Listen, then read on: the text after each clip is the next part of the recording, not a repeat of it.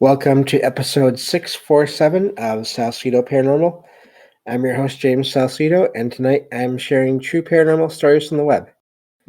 As always, you can find all episodes of the show, along with links to social media and other ways to contact me at the podcast page, and that is salsidoparanormal.podbean.com. That's SALSIDO paranormal.podbean.com. Always happy to hear from you all, whether you have comments or questions or topic suggestions or accounts of paranormal experiences, whether they're your own or from others that you trust. Happy to either read those or have you join me on the show to talk about them.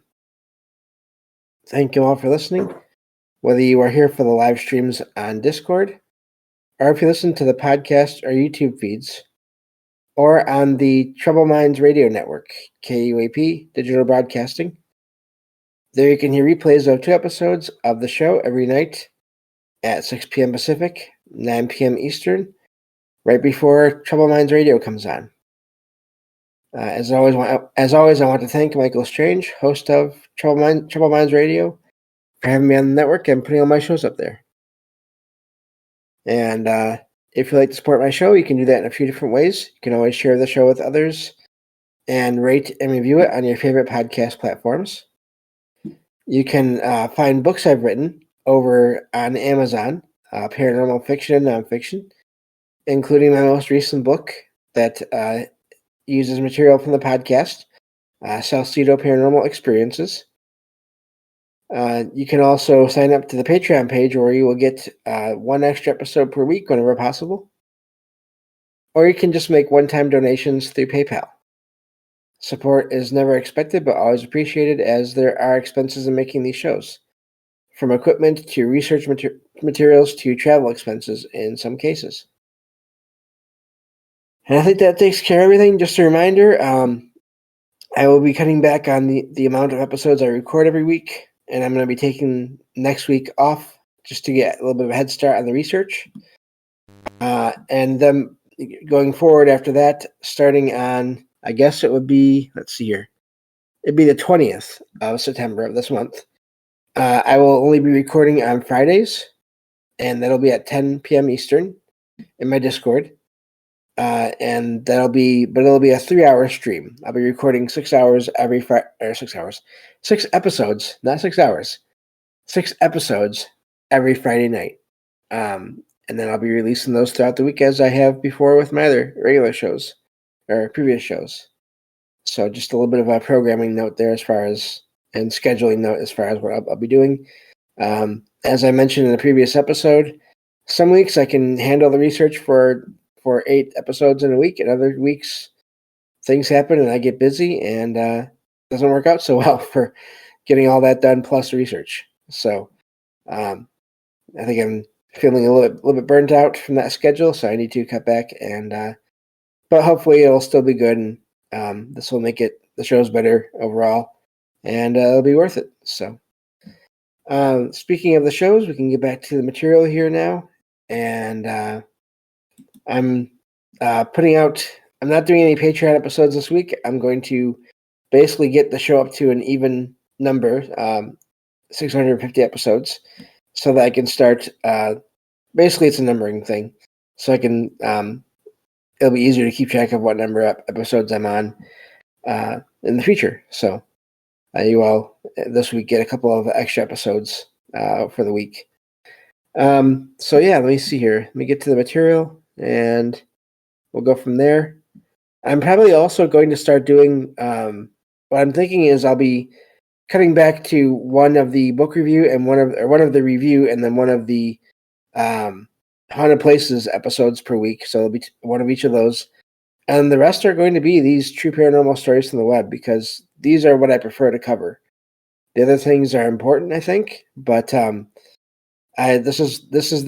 are my favorite shows to do other than listener experiences, and so I'd like to focus more on these, but still have those other things, other types of shows in there as well, just not quite as much. So anyway, getting back to these stories here, these true paranormal stories from the web. This first one says, this happened at some point between 4:30 and 5:30 a.m. today. I had a dream of growling noises, which is no surprise since my two dogs were sleeping with me. One of the dogs barked, jumped off the bed, and ran downstairs. I woke up and looked out the windows, but I didn't see anything, not even birds. I got up and looked into the hallway. I saw a bright blue light, resembling a television light in a dark room. I thought that maybe my children were up, but found them still asleep. Outside, all was peaceful, and all of the doors were locked. I'm confused and unsettled, and I would like to know if others have had similar experiences. And that's where that one ends. Um, and of course, lights are very common. Uh, I'm just wondering about that calm. It reminds me of something that sort of that happened that I experienced, that kind of a calm about a week ago. So, and I felt like there was a paranormal aspect to it as well in a way. So I'll just kind of go over that real quick. We had a storm out by me that actually knocked out the power in my area last Tuesday as I'm recording this. And my power stayed out in my area stayed out for like a day, almost a day and a half. Well, almost a day and a half, really. But that night, when I looked outside, it was really quiet. The storm had basically passed. There was no more thunder or no more rain, but there was still lightning flashing just constantly in the sky. And I had this feeling like all this energy in the air, there was some kind of I don't know if it was one or multiple, but there was some kind of presence there that was moving through the area along with the storm. And just makes me think of that just because of how calm it was and how quiet it was. And yet again, there was just all this energy that moved through the area. Had a funny little possible synchronicity as well with that storm, with my book that I mentioned in the intro these days, Salsidoparanormal Experiences. What's funny is I was supposed to get a box of copies that I sign and then either give or sell to whoever I want or need to. And they were supposed to arrive 2 days later, but they apparently arrived on the same day as the storm, right in the middle of the storm. And of course, I found the box outside that evening. And as Logan decides to climb on and then jump off the chair, that's my cat. Um, and they were perfectly dry. The books were fine. Nothing happened to them. But it was just odd that they arrived 2 days early and right in the middle of a storm like that. So anyway, but yeah, I get the feeling that they're talking about in that account of their experience about this kind of a almost unnatural quiet that was going on at the time. So let me get to the next one here. Next story here. This one says, I have a dog that is in a crate at night. I keep my bedroom door closed while I am asleep. Occasionally, when I wake up in the middle of the night, I find one of the dog's toys perfectly placed in front of the bedroom door. The toy is not randomly placed, but centered in front of the door, which suggests intentional placement. I have a cat which sometimes plays with the dog's toys, but only in the living room and only briefly. Has anyone ever experienced spirits or other phenomena that involve objects being left in front of bedroom doors at night? And that's where that one ends. It's a short one. The obviously objects being moved around is not uncommon, and being placed in for various reasons, that's not uncommon either. I wonder what the significance is of it being the dog toy. If it's just to freak the person out, I guess that's possible. I'd wonder, again, just what else was going on in the person's life, or the history of the house, or any number of these things might might provide clues as to why or maybe who is doing this. But of course, I don't know. But it does seem weird. The only other thing that I could think of is some kind of a maybe astral projection thing where the dog is possibly going out of body, possibly, maybe, I don't know, and putting the toy there somehow, just to show that they're there. But then again, that, like I said, I have no idea. But I thought that was a neat one there, because I haven't really heard too much about pets or animals, objects being moved around a ton. I mean, here and there, but not quite to that degree where it's pretty hard to rule that out, as it's pretty hard to explain that away. So, but moving on to the next one here. This one says, "This happened when I was around 4 years old. I am generally skeptical, but I believe the experience was real. I had my own room and bed at the time.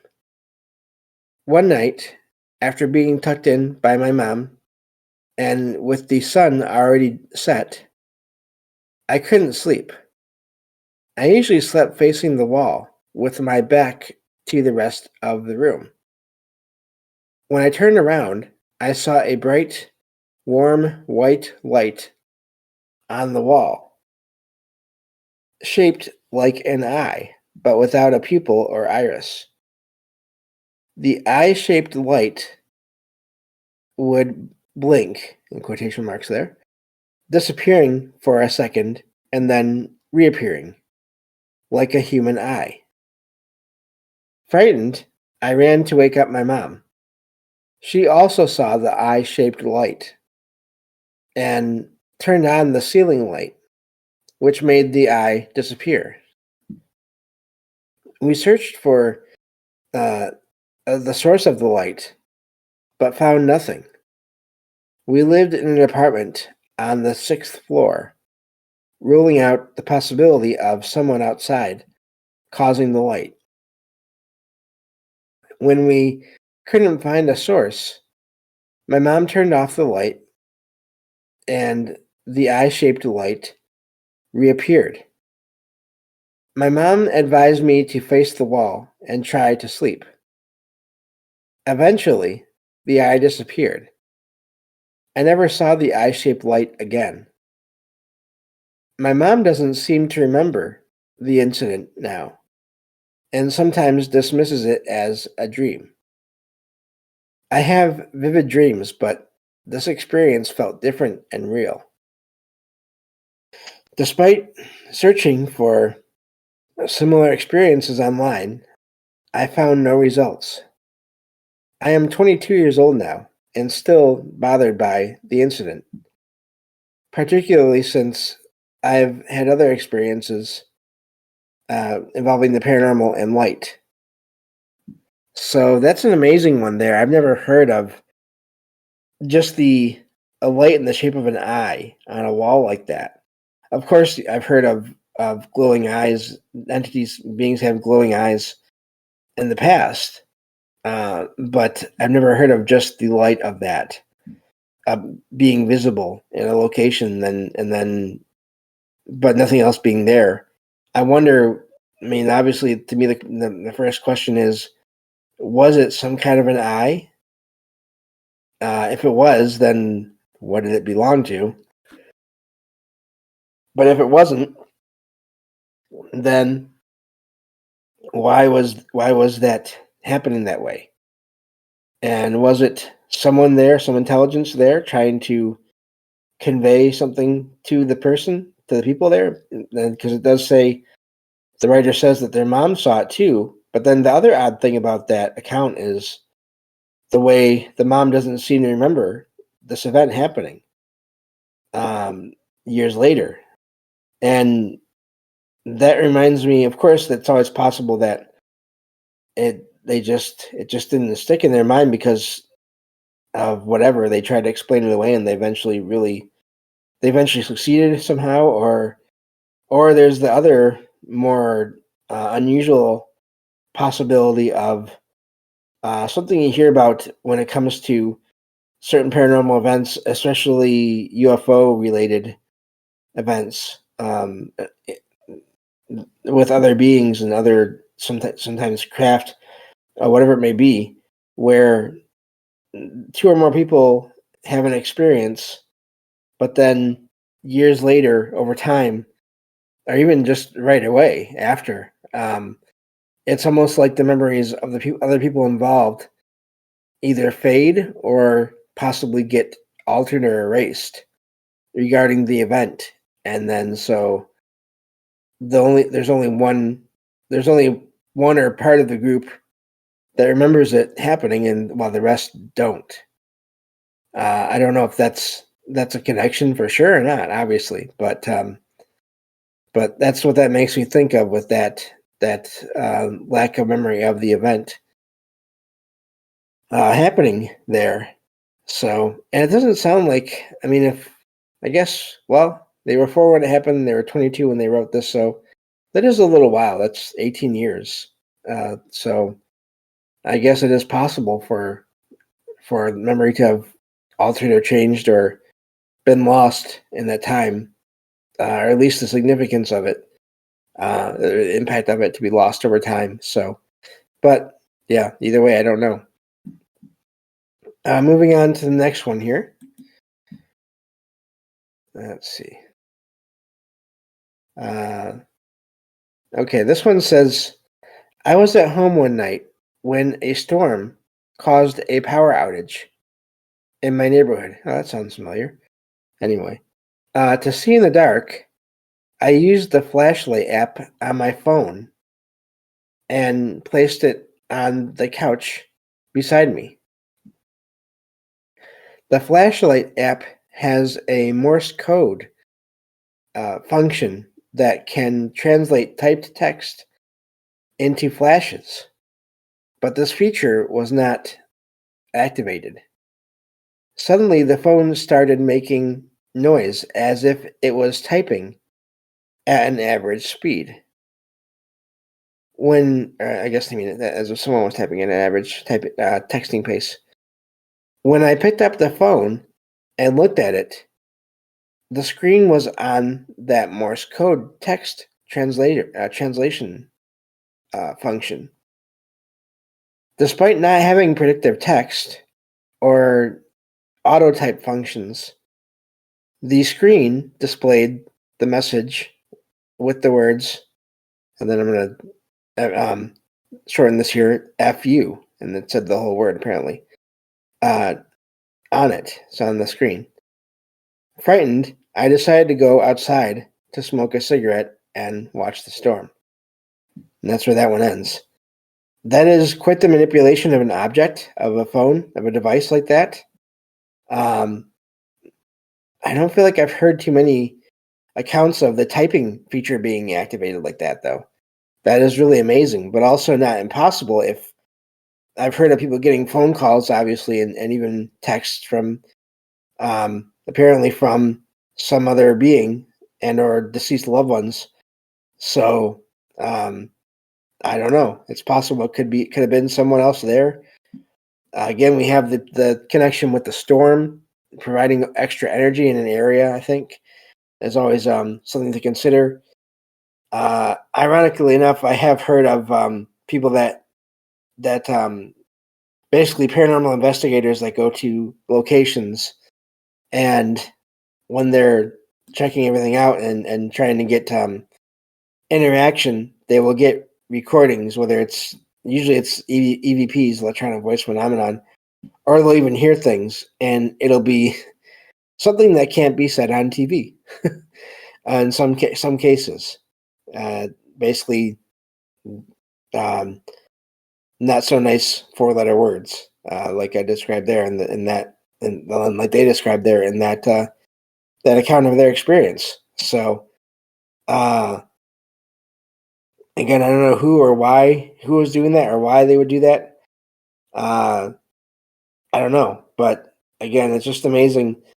I did a whole show a while ago, quite a while ago now, on weather and the paranormal, and but I think it may be something to look into again at some point because I think it's part of it and can be connected to it and can help cause or increase the chances of paranormal activity, of beings having the ability to make things happen in their environment there. So that's quite the thing to have happen with your phone, though. I've heard of people recording audio, and I had a friend that did that, recording audio on their phone in a place where whether it's their own home or somewhere else, where they thought there was paranormal activity going on, and then having problems with their phone after they got the recording and having it sort of make the phone malfunction in different ways until they were able to get rid of the file. So I've heard of that too.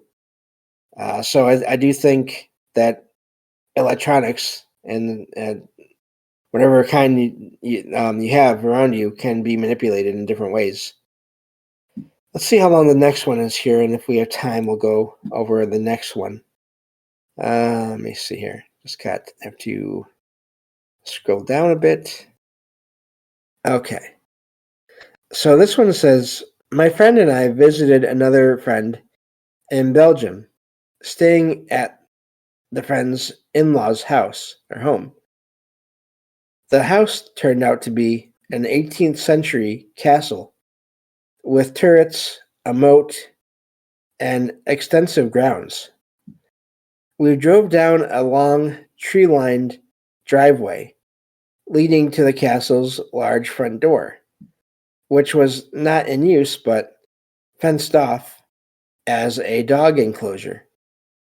We noticed 3 dogs behind the gate, 2 border collies and a third unusual black dog. The black dog was lanky, with gangly limbs, short hair, and pitch black fur, unlike the collie's long hair.